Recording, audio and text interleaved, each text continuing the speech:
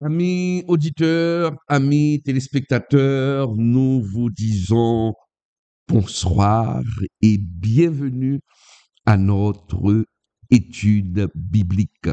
C'est un plaisir d'être avec vous. Encore une fois, nous allons faire parler la Bible. Ce soir, mes chers amis, nous allons encore parler de cette situation en Moyen-Orient. Comme nous le savons tous, l'Iran et Israël ont décidé de faire un cessez-le-feu total. Le président américain Donald Trump, après avoir bombardé les sites iraniens, les sites nucléaires iraniens, ces deux pays ont décidé de faire la paix. Mais pour combien de temps, mes chers amis? Car les prophéties ne peuvent mentir. C'est l'accomplissement des prophéties. Car la Bible nous dit quand les hommes diront paix sur terre, tout va bien, sécurité, eh bien, une ruine soudaine tombera sur l'humanité. Notre étude biblique de ce soir, parce que nous avons vu dès le début de ce conflit, il y a beaucoup de chrétiens, beaucoup de pasteurs, beaucoup de leaders. Certains même ont pris le drapeau israélien, ils se sont enveloppés avec le drapeau, ils ont prié pour Israël, que Dieu bénisse Israël. Ah non! Certains même ont défendu Israël, des débats à ne plus finir, qui frisent des fois l'indécence. Certains injurient d'autres. Pourquoi? Pour défendre Israël. Il y a tout un tas de débats, toute une panoplie, une foultitude de débats sur ce sujet, des chrétiens qui bénissent Israël, des chrétiens qui soutiennent Israël dans la guerre, des chrétiens qui disent, écoutez, il faut que Israël se défende, il faut que Israël finisse par éliminer ses ennemis, parce que c'est là que Dieu va venir, Jésus va venir pour diriger la terre. Israël ne peut être exterminé, donc ils soutiennent l'Israël, le gouvernement Israël, encore le gouvernement israélien, pardon, parce que c'est le peuple de Dieu. Parce que Dieu avait demandé de bénir Israël, quelles que soient les conditions. Est-ce que la Bible encourage-t-elle les chrétiens à soutenir Israël contre ses ennemis? C'est ce que nous allons voir ce soir, à la lumière de la Bible. Parce que des fois, lorsqu'on n'a pas l'esprit de discernement, nous n'étudions pas la Bible, la parole de Dieu. Des personnes mal intentionnées peuvent nous donner des vessies pour des lanternes. Mes chers amis, le soutien de certains chrétiens pour Israël, mes chers amis, et le verset qu'on retient pour encourager les chrétiens à soutenir Israël dans toutes ces guerres. Alors, quand je parle d'Israël, je parle du gouvernement israélien actuel. Est-ce que le chrétien, est-ce que la Bible nous donne l'autorisation, est-ce que Dieu nous donne l'autorisation de soutenir l'Israël actuel, de le soutenir, d'approuver toutes ses actions?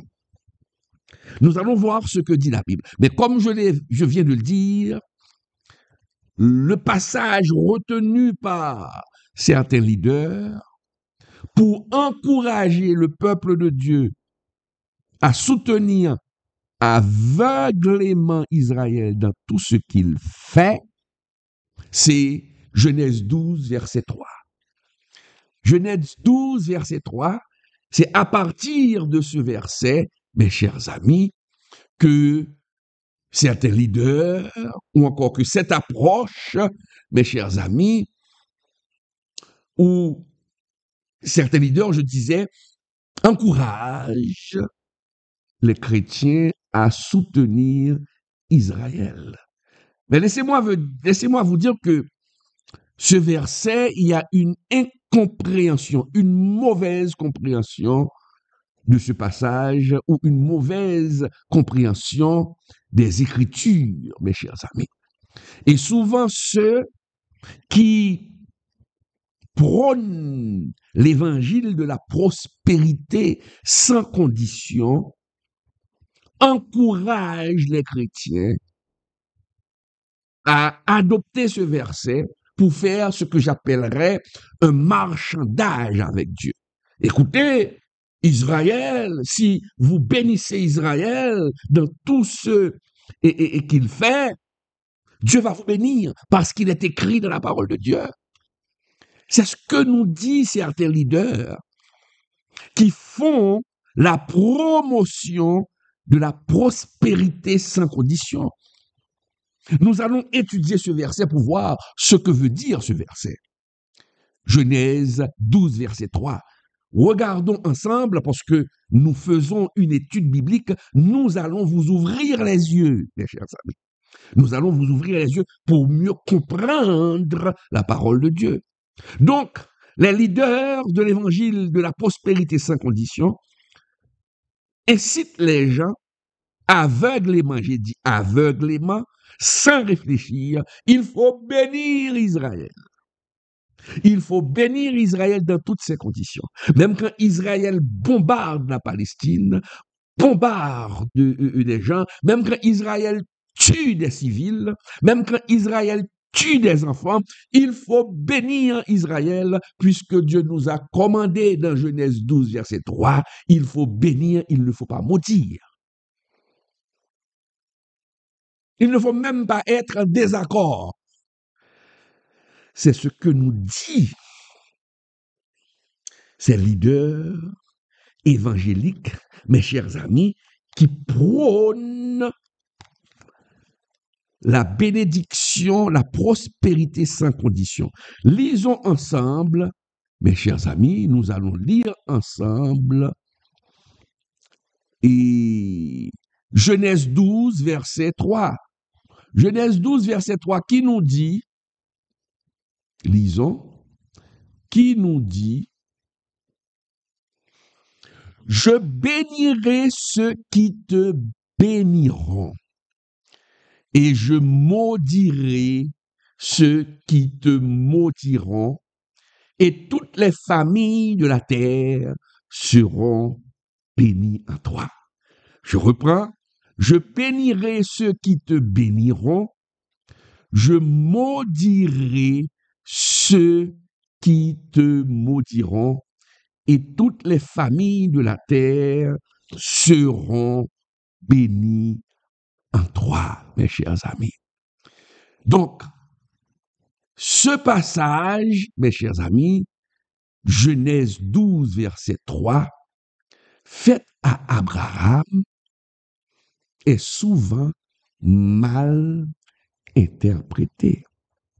Cette promesse qui a été faite à Abraham a été faite aux descendants d'Abraham. Genèse 12, verset 3, fait référence à la descendance naturelle d'Abraham, c'est-à-dire les 12 tribus d'Israël, le peuple juif. Le Seigneur a dit effectivement, ceux qui vont te maudire seront maudits. Ceux qui vont te bénir seront bénis, chers amis. C'est ce que Dieu a dit. Donc, maintenant, est-ce qu'il faut comprendre l'Israël actuel, parce qu'on dit, c'est vrai, la parole de Dieu est éternelle. Mais nous allons voir, il y a cette promesse, il y a une façon d'appréhender cette promesse, nous autres chrétiens. Et Dieu va utilisé les apôtres pour définir, pour mieux faire comprendre cette promesse. Et cette promesse, c'est pour les Juifs qui obéissent à la loi, qui obéissent à la vision d'Abraham, qui sont les descendants d'Abraham. Et être descendant d'Abraham ne veut pas dire, ah, dès que je suis juif, je suis descendant. Est-ce que tous les juifs qui sont en Israël actuellement, les juifs que nous voyons ici, et jusqu'à présent, il y a des juifs dispersés. C'est un noyau de juifs qui se trouve en Israël. Mais est-ce que ces juifs sont vraiment les descendants d'Abraham? Nous allons voir ça ensemble ce soir. Car pour être descendant d'Abraham, il y a quelque chose que nous devons respecter. Les Juifs doivent respecter quelque chose. Et si vous ne respectez pas ce principe, la parole de Dieu nous dit que vous n'êtes pas descendant. Vous n'êtes pas descendant. Donc, si vous n'êtes pas descendant d'Abraham, je ne peux pas vous bénir. Nous allons voir ça ensemble, mes chers amis. Nous n'allons pas faire une étude à la hâte. Nous allons vous expliquer, et c'est la raison pour laquelle je prends tout mon temps pour bien marteler mes mots, et pour prendre bien mon temps pour bien vous expliquer, je vais lentement, c'est le défaut des professeurs, prendre du temps et répéter à plusieurs reprises pour pouvoir placer cette connaissance dans votre tête, pour pouvoir, je pourrais même dire, imbriquer cette connaissance dans votre tête, mes chers amis. Donc, nous comprenons que, je reprends la question, est-ce que les Juifs qui sont actuellement en Israël, le gouvernement Israël actuel, est-ce qu'ils sont des descendants d'Abraham? Deuxième question, est-ce que n'importe quel individu sur terre qui n'est pas juif peut bénéficier automatiquement de la bénédiction de Dieu dès qu'il déclare « Je suis pour Israël ».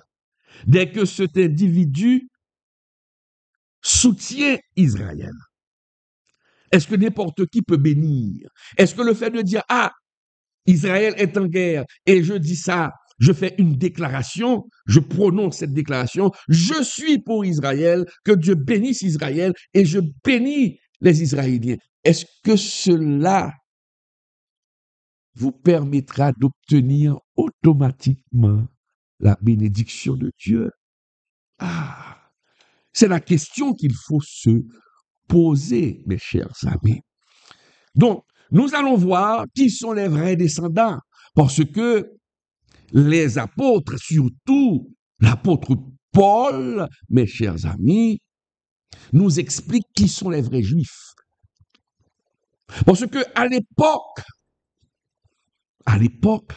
les juifs se disaient être le peuple de Dieu, ils se plaisaient à le dire, ils étaient orgueilleux et ils regardaient, je parle des Juifs, les autres nations, et c'est pourquoi ils ont appelé les autres nations des nations païennes.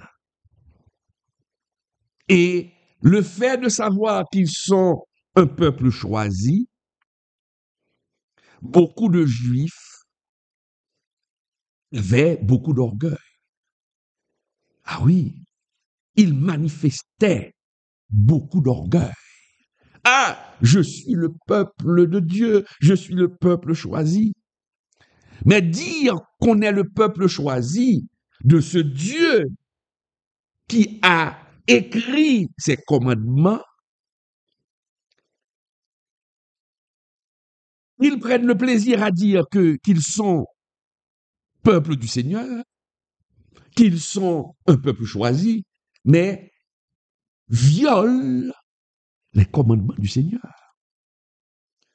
Dire qu'on est le peuple du Seigneur et ne pas respecter les commandements de ce même Seigneur, c'est verser de l'eau sur l'aile du canard, vous vous disqualifiez automatiquement comme peuple du Seigneur, comme individu faisant partie du peuple du Seigneur. Et c'est ce que nous affirme Paul. Qui sont les vrais juifs?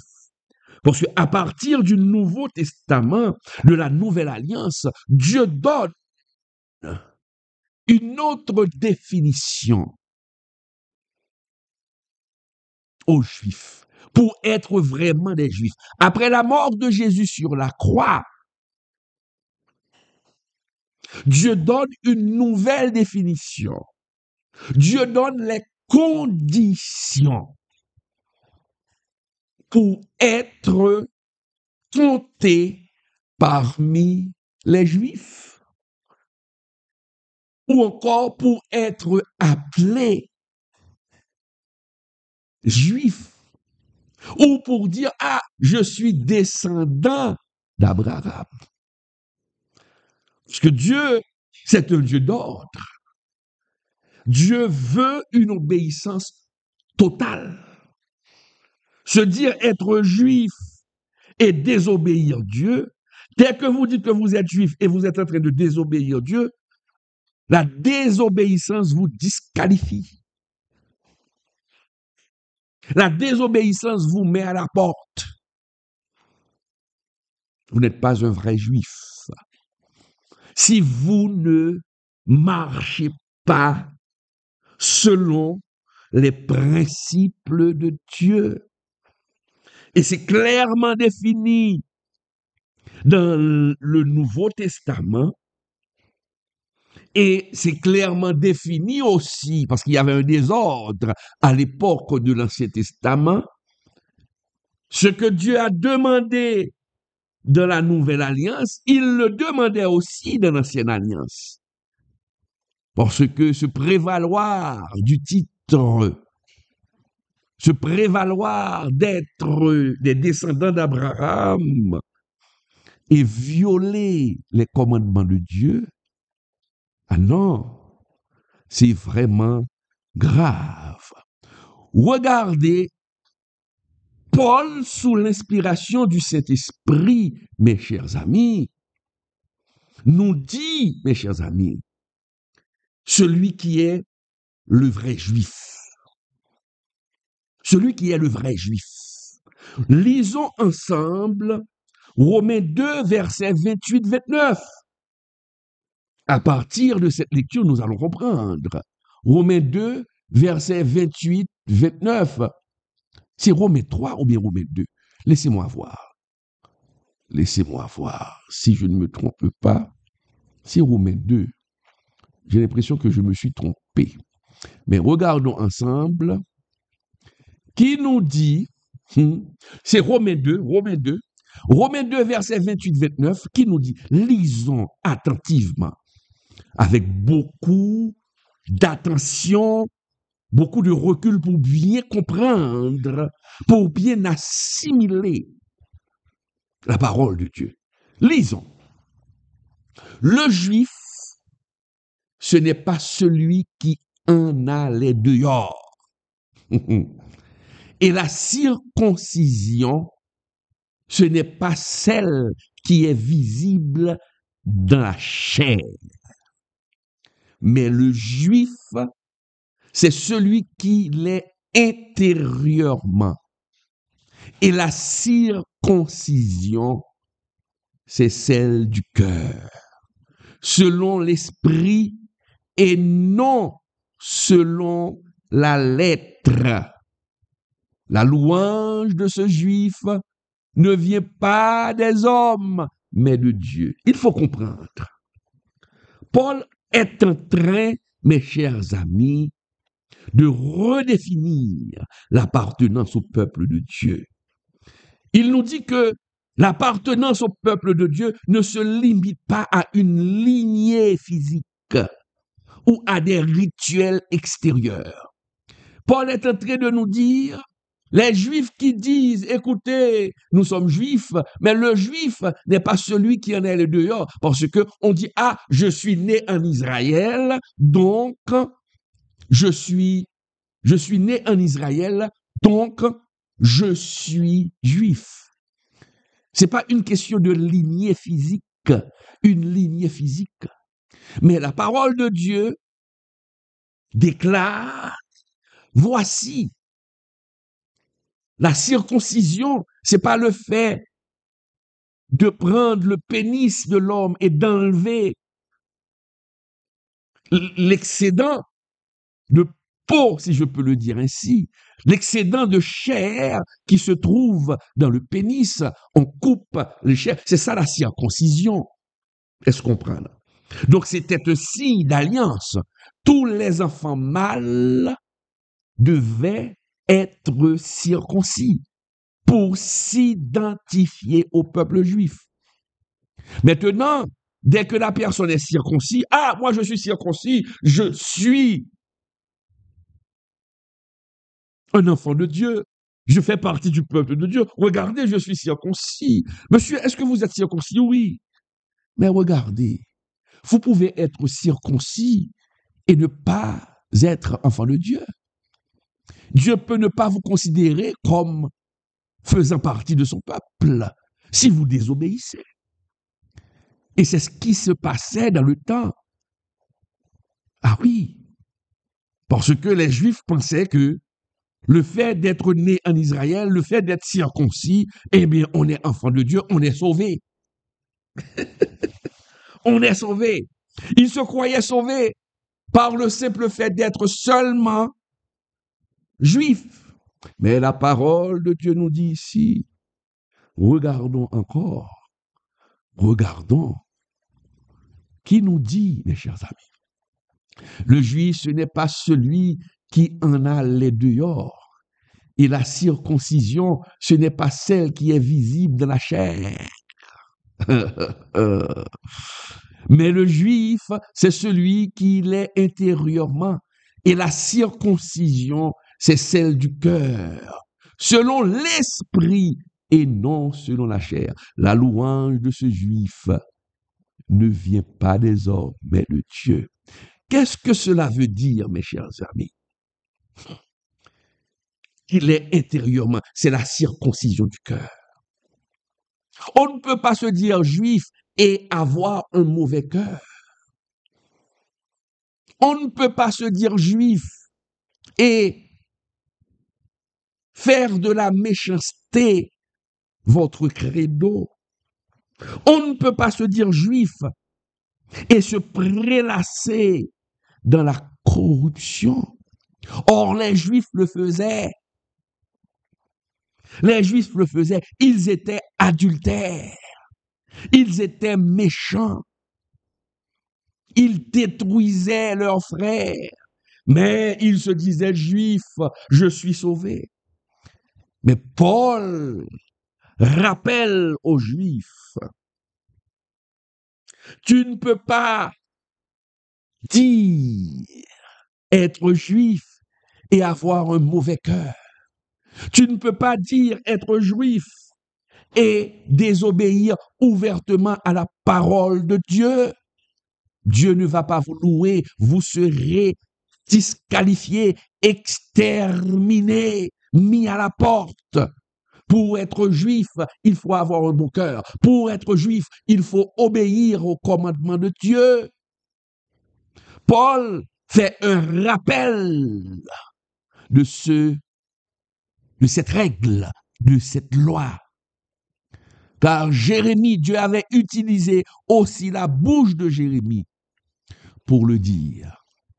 Dieu avait aussi utilisé la bouche de Jérémie pour rappeler au peuple, écoutez, la circoncision physique ne compte pas si la circoncision du cœur n'est pas faite. La circoncision physique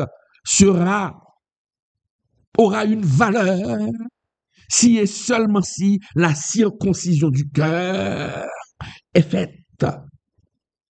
Mais si la circoncision du cœur n'est pas faite, alors que vous avez la circoncision physique, cela ne veut rien dire.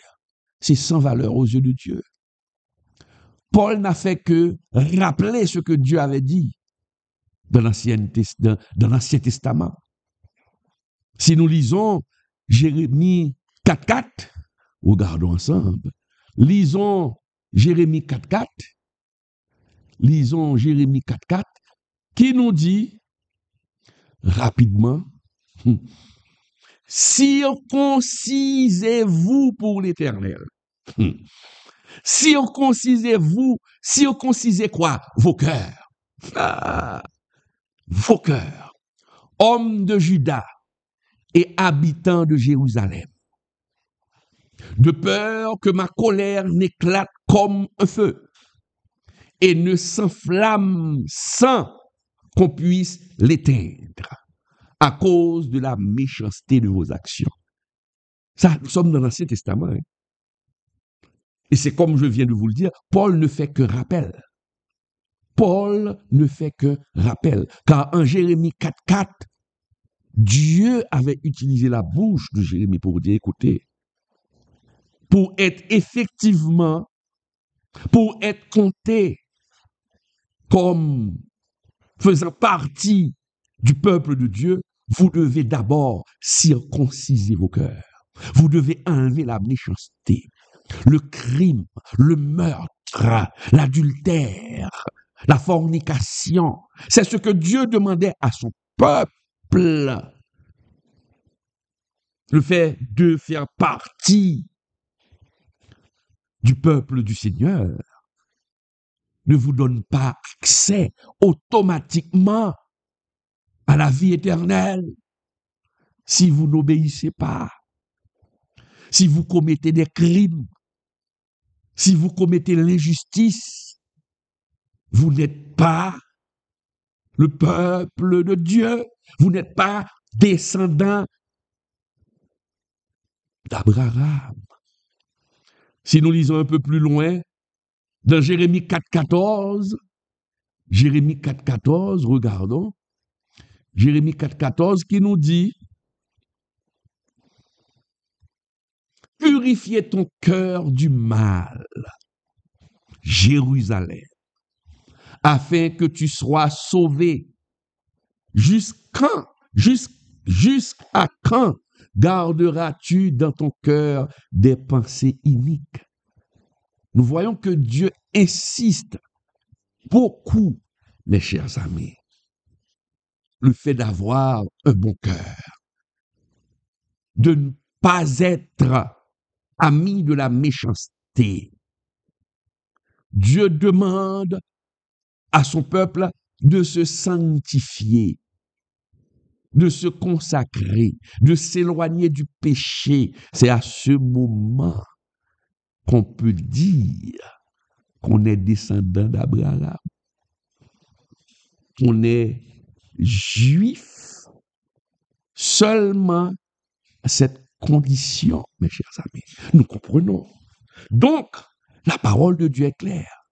La parole de Dieu est claire. Le fait d'être né seulement en Israël ne fait pas de vous un descendant d'Abraham. On peut être né en Israël et ne pas faire partie de la descendance d'Abraham parce qu'il y a une condition. Il faut circoncire votre cœur. Il faut enlever la méchanceté. Il faut enlever l'injustice, mes chers amis. Regardez toujours sous l'inspiration du Saint-Esprit, mes chers amis. Paul précise effectivement qui sont vraiment les descendants d'Abraham. Regardons, lisons dans Romains 9, verset 6-8. Romains 9, verset 6-8. Nous allons lire dans Romains 9, verset 6-8.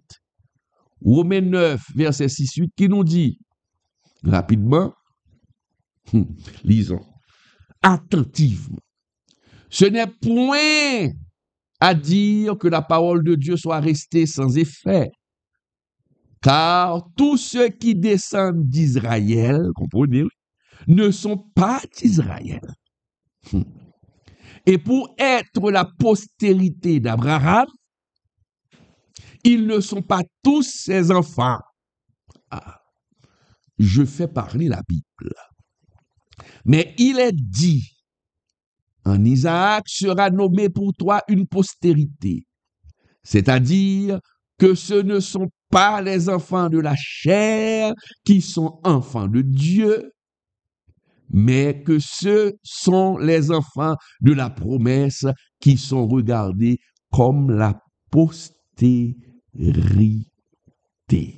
Mais ce qu'il faut comprendre, dès le début de ce passage, Dieu nous fait savoir, mes chers amis, que ce ne sont pas tous ceux qui descendent en Israël qui sont Israël. Et il nous dit, pour être la postérité d'Abraham, ok, il faut faire partir de la postérité de l'enfant de la promesse. Il faut obéir, mes chers amis. Donc, Dieu avait dit à Abraham, c'est la postérité d'Isaac qui sera appelée ta descendance. Est-ce qu'on est là? C'est la postérité d'Abraham et d'Isaac qui sera appelée ta descendance. Cela veut dire que tous les enfants de la descendance naturelle d'Abraham ne font pas partie du peuple du Seigneur. Mais Dieu avait bien dit, seulement les enfants d'Isaac. Parce que on se rappelle que Abraham avait d'autres enfants. Ismaël ne faisait pas partie de la promesse, des enfants de la promesse. On a vu récemment que Ismaël a pour descendance tous les peuples arabes. Donc, Ismaël était l'enfant d'Abraham. Mais malheureusement, selon ce que Dieu a dit, c'est la postérité d'Isaac qui sera appelée ta descendance, et c'est cette descendance qui sera bénie. Est-ce qu'on est là? On suit. Mais maintenant, Dieu ajoute quelque chose, mes chers amis. Encore, parce que quand Dieu dit, c'est seulement les descendants d'Isaac qui seront bénis, qui seront appelés enfants d'Abraham. C'est cette descendance qui sera bénie. Les descendants d'Ismaël, Dieu les a bénis, mais ne sera pas considéré comme portant le salut au monde. Le salut viendra des Juifs, des descendants d'Abraham, des descendants, d'Isaac. Est-ce qu'on me suit? Mais il y a un autre problème. Même parmi les descendants d'Isaac, Dieu donne encore des règles. Car Dieu dit, même quand on est descendant d'Isaac, bien sûr, vous faites partie de la descendance d'Abraham, vous faites partie de ce peuple, mais si vous désobéissez, si vous vivez avec de la méchanceté, si vous êtes dans l'adultère, la corruption, tout, rapidement vous êtes disqualifié. Ah, les véritables descendants d'Abraham, selon l'apôtre Paul, sont ceux qui partagent la foi authentique d'Abraham en l'Éternel. Même si vous êtes descendant d'Abraham, descendant d'Isaac, mais si vous ne partagez pas la foi authentique d'Abraham en l'Éternel, le Dieu de leur père, ah non, vous êtes disqualifiés. Est-ce qu'on suit la démarche?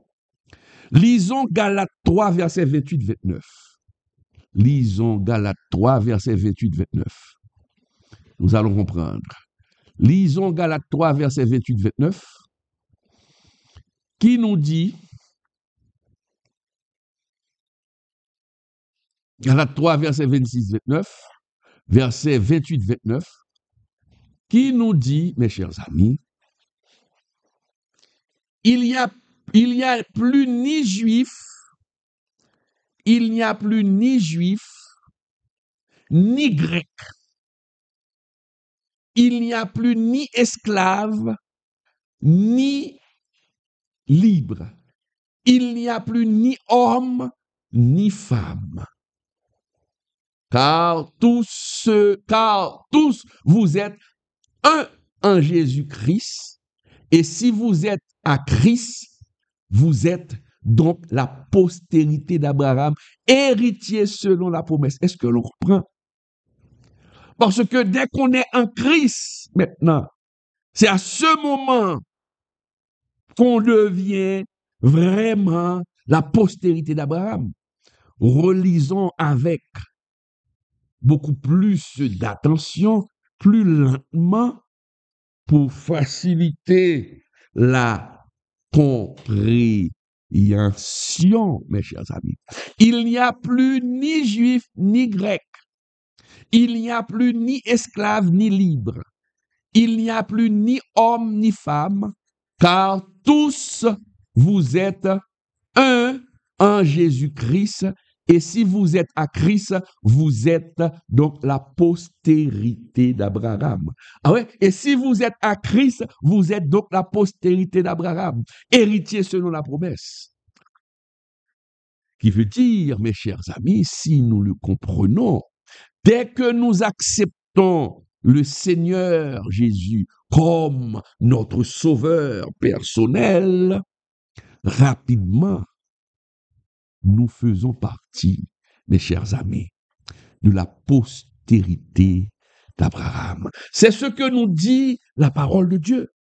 C'est ce que nous dit la parole de Dieu. Mes chers amis, c'est ce que nous dit la parole de Dieu. Donc, nous devons faire partie de Christ. Vous voyez ce nouveau principe avec la nouvelle alliance, le fait de se prévaloir. Écoutez, moi je suis né en Israël, je suis juif. Écoutez, moi je vois des chrétiens qui se tuent, qui dépensent des milliers de dollars pour acheter de l'huile sainte en Israël. Ah, écoutez, l'huile que j'ai sort d'Israël, qui veut dire cette huile a beaucoup plus de puissance. Écoutez, le juif, c'est celui qui obéit. C'est celui qui marche dans la sanctification, qui s'éloigne de la méchanceté. Donc c'est valable pour les juifs et c'est valable pour les chrétiens. Le peuple de Dieu reste le peuple de Dieu. Mais Dieu fixe d'autres principes, Dieu fixe d'autres règles, Dieu fixe d'autres lois.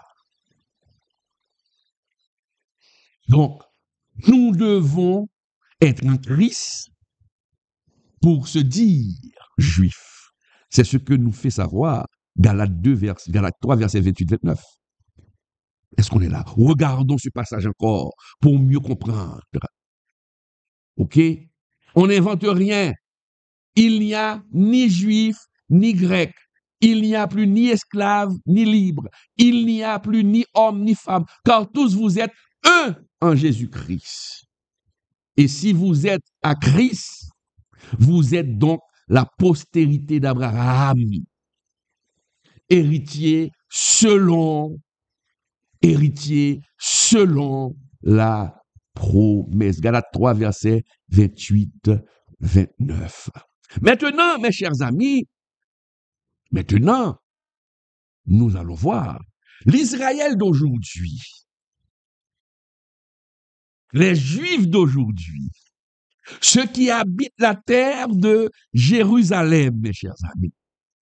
Est-ce que nous pouvons dire que ces Juifs sont véritablement les descendants d'Abraham? Est-ce que nous pouvons bénir ce peuple? Est-ce que nous pouvons soutenir ce peuple? Nous allons le voir. Je ne vais pas fixer ma position, mais je fixe la position de la Bible. Et c'est pourquoi je vous dis, dès la question que j'ai posée au début de cette étude, la Bible encourage-t-elle? Et je vais vous dire ce que la Bible nous demande de faire pour son peuple, le peuple juif. Moi, je ne suis pas juif, mais Dieu me demande de faire quelque chose. Mais est-ce que Dieu me demande en tant que pasteur, je suis haïtien, est-ce que Dieu me demande de soutenir l'Israël actuel dans tout ce qu'il fait? Nous allons le voir. Et nous venons de voir les principes pour être vraiment juifs. La circoncision du cœur, l'obéissance à la parole de Dieu. Est-ce que le peuple actuel en Israël obéit à la parole de Dieu? Est-ce que ce peuple marche selon les prescrits de Jésus-Christ? Est-ce que ce peuple croit en Jésus-Christ?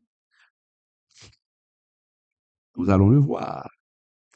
Mes chers amis, selon les statistiques, la majorité du peuple israélien actuellement est antéchrist, est antichrist. La majorité de ce peuple que vous voyez en Moyen-Orient, à Jérusalem, à Tel Aviv, sont antichrists. Ils rejettent, ce peuple rejette Jésus comme Messie et Sauveur. Ils rejettent Jésus comme Messie et Sauveur. Laissez-moi vous dire, mes chers amis, la population d'Israël est estimée entre plus de 9 millions d'habitants. Selon certaines des statistiques, 10 millions, entre 9 et 10 millions d'habitants. 9 et 10 millions d'habitants, mes chers amis. Et vous savez, mes chers amis, le nombre de chrétiens qu'il y a en Israël, le nombre de chrétiens en Israël s'élève, mes chers amis. Sur 9 millions d'habitants, le nombre de chrétiens s'élève, mes chers amis. Sur 9 millions d'habitants, le nombre de chrétiens en Israël s'élève à 187 900 chrétiens. 187 900 chrétiens. Peut-être que le chiffre a augmenté. OK? Comprenez, oui? Une comparaison. 9 millions d'habitants, seulement 187 900 chrétiens, qui donne peut-être un total de 1,9%. 1,9% de chrétiens. C'est très minime. Et c'est pourquoi je vous dis que la grande majorité est anti-chrétien. La grande majorité est antichrist, mes chers amis. Est antichrist. C'est grave. Et il y a des religieux. Des religieux, mes chers amis. On parle des rabbins, le judaïsme. Même dans le judaïsme, les rabbins ne croient pas en Jésus-Christ. Les rabbins rejettent Jésus-Christ. Ne reconnaissent pas Jésus comme Messie. Ne reconnaissent pas Jésus comme figure divine. Ils rejettent Jésus. Ils rejettent Jésus. Et la doctrine juive aussi rejette, mes chers amis, rejette les concepts chrétiens. Les rabbins ne croient pas dans la Trinité. Les rabbins ne croient pas dans la divinité de Jésus. Or, la Bible nous dit clairement, mes chers amis, l'esprit qui rejette Jésus comme Seigneur est de l'antéchrist. C'est l'esprit de l'antéchrist. Et c'est pourquoi je vous dis, la majorité du peuple actuel en Israël est antéchrist ou antichrist. Que nous dit 1 Jean 4, verset 2, 3? Lisons 1 Jean 4, verset 2, 3. Nous faisons parler la parole. Nous faisons parler la parole. 1 Jean 4, verset 2, 3 qui nous dit, 1 Jean 4, verset 2, 3 qui nous dit, reconnaissez à ceci l'Esprit de Dieu. Tout esprit qui confesse Jésus-Christ venu en chair est de Dieu. Et tout esprit qui ne confesse pas Jésus n'est pas de Dieu.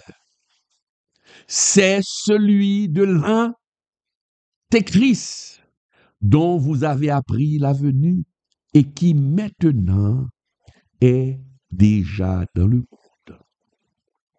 Donc vous voyez, je n'invente rien, mes chers amis. Est-ce qu'on est là? Je n'invente rien. Donc, si la majorité du peuple d'Israël actuellement rejette Jésus-Christ, l'esprit de l'antéchrist est là-bas. C'est ce que nous dit la Bible. Ils rejettent Jésus comme sauveur en tant qu'Israélien, en tant que Juif. Donc, ils sont sous l'emprise de l'antéchrist, sous l'esprit de l'antéchrist, mes chers amis.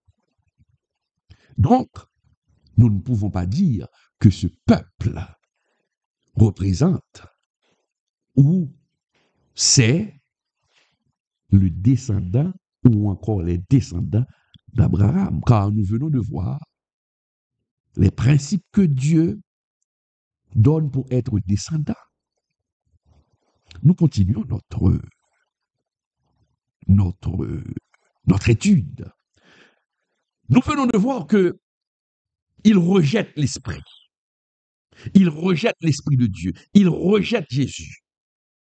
Mais deuxièmement, mes chers amis, et c'est ça le plus grave, c'est le juif ou encore les Israéliens actuels ont des pratiques, des attitudes, mes chers amis, qui sont contraires, qui violent la parole de Dieu. Même quand ils ne reconnaissent pas Jésus-Christ, mais ils ont la Torah, les judaïsants, les rabbins. Mais mes chers amis, leurs pratiques, leurs attitudes prennent le contre-pied de la parole de Dieu, prennent le contre-pied de la volonté de Dieu. Imaginez-vous, mes chers amis, à Jérusalem, cette ville où David a dansé comme un fou en entrant à Jérusalem avec l'arche de l'Éternel. Cette ville aujourd'hui organise des gay proud, des défilés d'homosexuels, un carnaval d'homosexuels, une manifestation d'homosexuels. À Jérusalem, à Tel Aviv, mes chers amis. Et on appelle cette parade parade de la fierté. Tous les homosexuels envahissent la ville de Jérusalem. Mes chers amis, c'est grave. Je vais vous montrer les images. C'est grave. Et en 2019, ils ont organisé, laissez-moi chercher pour vous, ils ont organisé, mes chers amis, ce carnaval. Ce carnaval. Et c'était vraiment grave, mes chers amis. C'était vraiment grave. Ils ont organisé ça. Et selon les chiffres, en 2019, plus de 170 000 personnes ont gagné les rues, mes chers amis. Les rues de Jérusalem, de Tel Aviv, pour fêter. C'était la fête des homosexuels. À Jérusalem. À Jérusalem. Je viens avec les images, mes chers amis. Je viens avec les images rapidement. À Jérusalem, mes chers amis. Donc, nous comprenons. Regardez. Plus de 170 000 personnes ont gagné les rues de Jérusalem, comme vous pouvez le voir sur l'écran. Les homosexuels ont gagné les rues. Et cette parade de la fierté des homosexuels est devenue l'une des plus grandes célébrations de ce type en Moyen-Orient. Ah, la ville de Jésus-Christ. On appelle ça aussi Tel Aviv Proud. Je ne sais pas si j'ai bien prononcé. OK? Donc, c'est ça. Donc, vous comprenez ce qui se fait. Donc, la première grande parade, c'était en 1993 à Tel Aviv et on avait baptisé cette parade Tel Aviv Proud depuis 1997. Et, mes chers amis, en 2022, plus de 170 000 marcheurs ont défilé dans les rues de Tel Aviv, dans les rues de Jérusalem, criant « Vive l'homosexualité » avec des drapeaux. Et ils ont fait, regardez, dans les drapeaux homosexuels, on a mis l'emblème du drapeau israélien. Est-ce qu'on comprend? Voilà ce qu'est Israël aujourd'hui. Voilà ce que présente Israël aujourd'hui, mes chers amis. Voilà ce que présente Israël aujourd'hui. Est-ce que vous comprenez? Donc, c'est ça. C'est ça, mes chers amis. Est-ce que nous pouvons dire, est-ce que Dieu va accepter? C'est la question qu'il faut se poser. Ce que nous regardons maintenant, mes chers amis, ce que nous regardons maintenant, ce sont des preuves irréfutables contre l'idée que l'Israël actuel est le peuple de Dieu, tel que défini bibliquement. Ou du moins, est-ce que ce peuple qu'on regarde là maintenant fait partie de la descendance d'Abraham? Maintenant, qu'est-ce que le chrétien doit faire face à une telle évidence? Face à une telle évidence, mes chers amis. Bien sûr, on vient de voir sur 100, comprenez, oui, sur 9 millions d'habitants,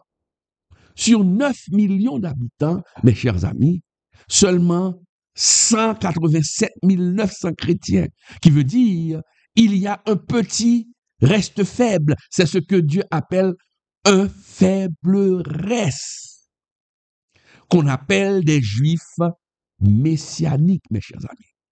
C'est ce qu'on appelle des juifs messianiques. Un faible reste qui sert Dieu avec leur cœur. Un faible reste en Israël qui reconnaissent Jésus comme Seigneur, mais ils sont tellement minimes. Ils sont tellement minimes, mes chers amis. Ils sont tellement minimes. Donc, l'Israël actuel, est-ce que ce peuple a besoin d'être béni? Est-ce que nous pouvons dire, oh, je suis pour Israël. Je soutiens Israël parce que le Seigneur va me bénir.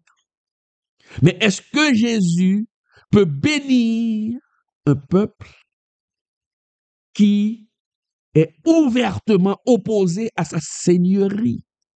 Est-ce que Dieu peut bénir un peuple ouvertement opposé à sa volonté? Maintenant, qu'est-ce que nous devons faire en tant que chrétiens pour ce peuple juif rebelle? C'est pas de le bénir, c'est de prier pour ça. Voilà ce que nous devons faire. La Bible ne nous encourage pas de soutenir Israël dans tout ce qu'il fait, mais la Bible nous encourage de prier pour sa repentance. Car le gouvernement israélien ne travaille pas selon les prescrits bibliques. Le gouvernement israélien n'a pas Dieu pour boussole. Bien sûr, on peut citer le nom de Dieu. On peut se servir du nom de Dieu. C'est ce que les hommes ont fait à travers les âges, à travers le temps. On s'est servi le nom de Dieu pour tuer des gens. Mais dans la nouvelle alliance, qu'est-ce que nous dit Jésus-Christ? Il faut prier pour nos ennemis. Alors, lorsqu'on bombarde, laissez-moi vous dire, comment prier pour un peuple, un gouvernement qui bombarde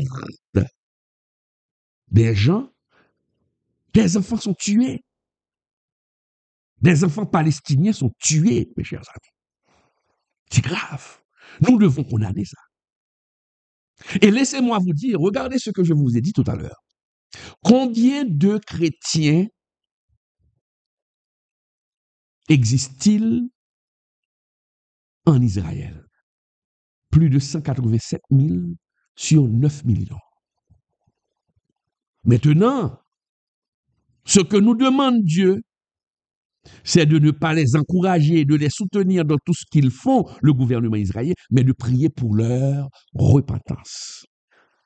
De prier pour leur repentance. Et c'est ce qu'indique la Bible. C'est à ce moment, quand le peuple d'Israël sera repenti, c'est à ce moment que les bénédictions de Dieu vont pleuvoir sur ce peuple-là. Nous lisons dans Zacharie 13, versets 1 et 2. Zacharie 13 a prophétisé la repentance de ce peuple. Zacharie 13 a prophétisé. Si nous lisons Zacharie 13, jetons un coup d'œil rapidement. Dans les versets 1 et 2, vous lirez le reste du passage. OK? Zacharie, nous allons voir rapidement. Zacharie 13, versets 1 et 2, qui nous dit, rapidement, en ce jour-là, ici, Zacharie est en train de prophétiser la conversion de ce peuple. En ce jour-là, une source sera ouverte pour la maison de David et les habitants de Jérusalem, pour le péché et pour l'impureté. En ce jour-là, dit l'Éternel des armées, j'exterminerai du pays les noms des idoles, afin qu'on ne s'en souvienne plus. J'ôterai aussi du pays les prophètes et l'esprit d'impureté. Voilà. Et si vous lisez tout le passage, vous verrez que Dieu, par le biais de la bouche de Zacharie, prophétise la conversion de ce peuple. Donc, en tant que chrétien, pour le moment, ce qui se passe, nous devons prier pour la repentance de ce peuple.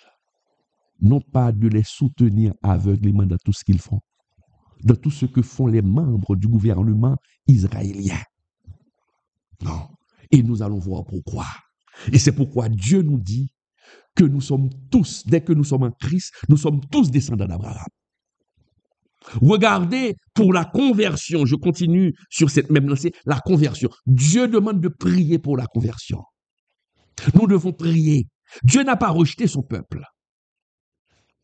J'ai bien dit, Dieu n'a pas rejeté, mais pour le moment, ils sont hors de la volonté de Dieu. Donc s'ils sont hors de la volonté de Dieu, nous ne pouvons pas les bénir. Nous devons prier pour eux, pour leur conversion. Parce que ils font aussi des actes répréhensibles, abominables, comme on vient de voir la marche des homosexuels, comme on vient de voir la méchanceté. Regardez ce que nous avons vu tout à l'heure dans Jérémie 4, verset 4, la méchanceté. Regardez, disons Romains 11, verset 11-12, où l'apôtre Paul nous dit, Dieu n'a pas rejeté son peuple, mais Dieu veut qu'ils se convertissent. Et Dieu nous demande de prier pour eux, pour leur conversion. Romains 11, verset 11-12, lisons ensemble. Romains 11, verset 11-12, mes chers amis, rapidement. Romains 11, verset 11-12, qui nous dit, je dis donc, est-ce pour tomber qu'ils ont bronché? Loin de là. Mais par leur chute, le salut est devenu accessible aux païens, à nous, afin qu'ils fussent excités à la jalousie. Or, si leur chute a été la richesse du monde et leur amoindrissement la richesse des païens, combien plus en sera-t-il ainsi quand ils se convertiront tous? Si la chute, mes chers amis, des Israéliens nous a donné accès au salut, eh bien, leur conversion sera encore plus grande pour eux. Donc, nous devons prier pour les Israéliens et de ne pas les soutenir dans toutes les actions qu'ils font, de ne pas les soutenir dans toutes les guerres. Et c'est pourquoi il y a beaucoup de débats entre les chrétiens. Ah non. Comment assister au bombardement des civils, de tuer des civils? Ah non. Dieu nous demande d'être des hommes de compassion. Parce que, laissez-moi vous dire, mes chers amis, il y a une réalité. Il y a une réalité. Moi, je le dis, Israël actuel n'est pas qualifié pour recevoir, pour être qualifié, être descendant d'Abraham et de recevoir nos bénédictions. Au contraire, nous devons, ce que l'Israël actuel a besoin de notre prière, une prière de repentance pour eux. L'Église, aujourd'hui, à travers le monde, doit prier pour la repentance. Et nous devons condamner aussi les actes de méchanceté. C'est ça. Parce que regardez, mes chers amis, regardez. Combien de chrétiens j'ai dit qu'il y a en Israël? On vient de le voir. Il y a 187 000 et plus chrétiens en Israël sur 9 millions d'habitants. Savez-vous qu'il y a beaucoup plus de chrétiens, mes chers amis, en Iran? Il y a beaucoup plus de chrétiens en Iran qu'en Israël. Il y a beaucoup plus de chrétiens. Selon World Religion, selon Boston University, on a compté plus de, laissez-moi vous montrer, on a compté plus de 579 000 chrétiens. D'autres sources parlent même de 800 000 chrétiens en Iran. 800 000 chrétiens en Iran. Il y a plus de, selon World, depuis 2020, oui, depuis 2020. Et aujourd'hui, des sources nous disent qu'il y a plus de 800 000 chrétiens en Iran. Vous comprenez ça? Plus de chrétiens en Iran. Et ces chrétiens-là, ils ne font pas partie des Juifs. Que nous dit la Bible? Que nous dit la parole? Relisons, mes chers amis. Relisons, si nous relisons la parole de Dieu, dans qui sont vraiment juifs, si nous relisons la parole de Dieu, qui nous dit, hmm, hmm, qui nous dit, je cherche pour vous rapidement, parce que le Seigneur nous dit que nous sommes devenus tous juifs en Jésus-Christ. Nous sommes devenus tous juifs en Jésus-Christ, mes chers amis. C'est ça. Donc, si nous sommes devenus tous juifs en Jésus-Christ, selon Galates 3, versets 28-29, or, il y a plus de 800 000 chrétiens en Iran.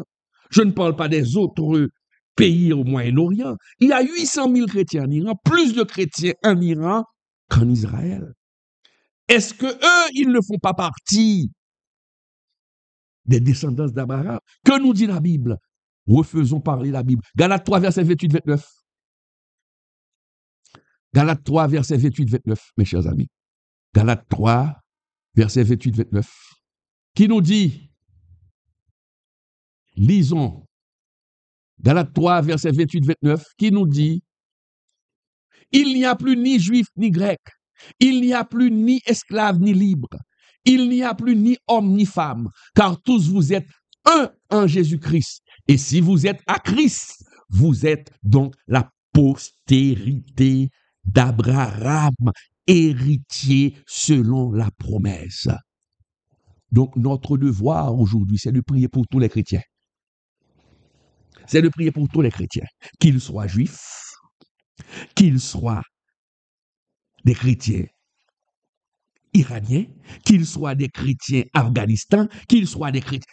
Nous devons prier pour tous les chrétiens, pas particulièrement pour un groupe, pour tous les chrétiens. C'est ce que nous dit la Bible. C'est ce que nous dit la Bible. Et nous devons dénoncer tous les actes irrépréhensibles de certains chrétiens. Des hommes qui utilisent le nom de Dieu pour faire de la méchanceté. Les hommes qui utilisent la religion pour asseoir leur pouvoir. Mais les messages, ou le message de Jésus, c'est pas ce message. Le monde est sous la puissance du malin. Le monde est sous la puissance du malin. Et nous avons cette responsabilité de prier pour la repentance. Bien sûr, les choses vont s'empirer. On vient de voir qu'il y a la paix, une prétendue paix, mais les prophéties s'accomplissent. Les prophéties s'accomplissent. Les prophéties s'accomplissent. Or, la Bible nous dit, quand les hommes diront paix sur terre, une ruine soudaine tombera sur eux. Donc, pour finir, mes chers amis, le rôle du chrétien n'est pas prendre parti dans les conflits géopolitiques en croyant obéir à une promesse divine qui, dans sa pleine portée, s'applique désormais à ceux qui ont la foi d'Abraham. Qu'ils soient juifs ou gentils. Je reprends. C'est le défaut des professeurs. Je reprends pour que vous puissiez mieux comprendre. Et je le dis sur d'autres formes pour faciliter la compréhension de nous autres. Le chrétien actuel n'a pas le droit d'appuyer des conflits géopolitiques, d'appuyer des hommes qui utilisent le nom de Dieu pour régler leurs affaires. De croire que bénir Israël dans ces conflits, mes chers amis, soi-disant que nous sommes en train d'obéir à une promesse divine, mes chers amis.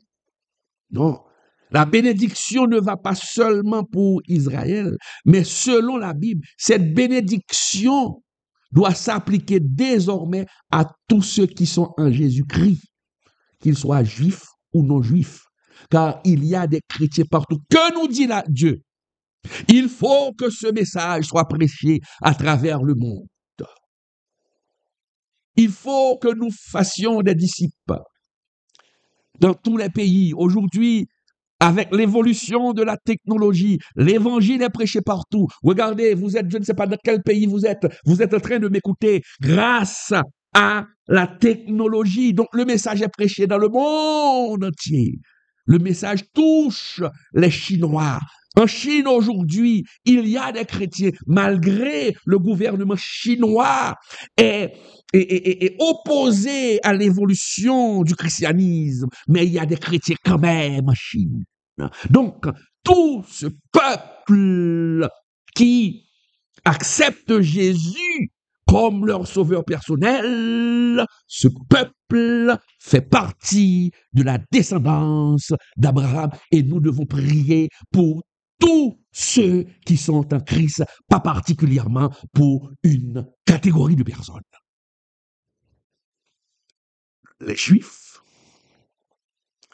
sont le peuple de Dieu, mais ils sont en rébellion.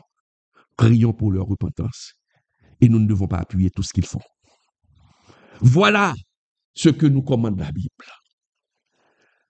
Prions pour la repentance du peuple d'Israël et prions pour tous les chrétiens, quels qu'ils soient,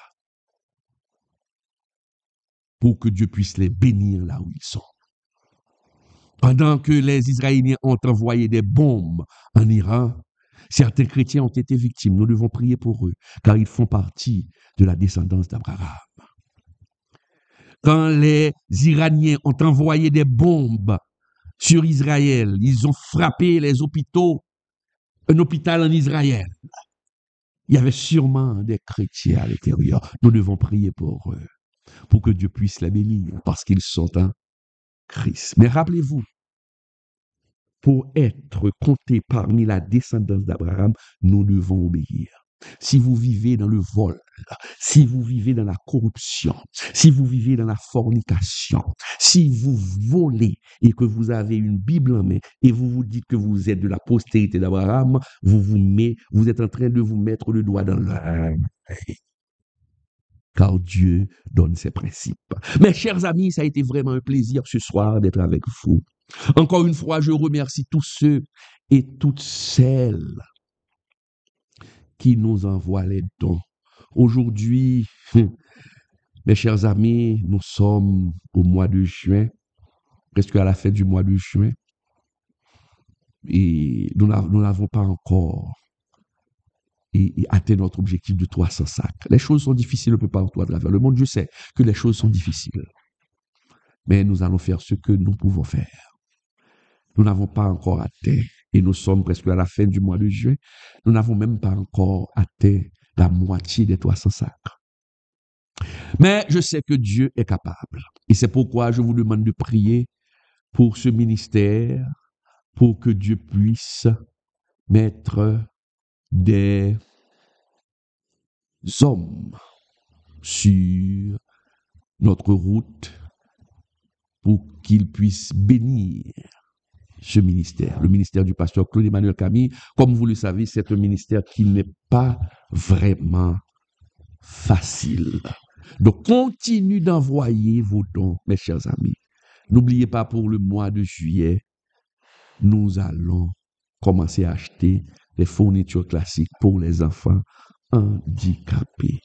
Agissez, bénissez, faites don de libéralité, mes chers amis. Ça a été vraiment un plaisir d'être avec vous aujourd'hui. Merci. Je vous dis à la prochaine, à une prochaine étude. Je salue tous mes amis, tous mes abonnés sur Facebook. Je vous aime tous. Je bénis aussi tous les abonnés sur YouTube. Je vous garde dans mes prières et je vous demande aussi de me garder dans vos prières. Bye bye. Chaque année, des milliers d'enfants en Haïti font leur rentrée des classes. Mais pour les enfants vivant avec un handicap, cette rentrée est souvent un rêve brisé. Faute de moyens, d'aide ou simplement de reconnaissance, ces enfants restent chez eux, oubliés. Pour soutenir ces enfants handicapés, le MIPSI lance le programme Moi aussi, Je vais à l'école. À travers ce programme, le pasteur Claude Emmanuel Camille, fondateur du MIPSI, prévoit d'offrir des kits scolaires à 300 enfants handicapés de la région métropolitaine. Ces enfants ne demandent pas la pitié, ils espèrent juste une chance. La mobilisation pour collecter des fonds commencera le 1er juin et prendra fin le 1er août 2025. Faites un don dès aujourd'hui. En Haïti, contactez-nous au 42 43 85 58, aux États-Unis 772 256 79 11. MIPSI, ensemble pour la vie, l'espoir et la dignité.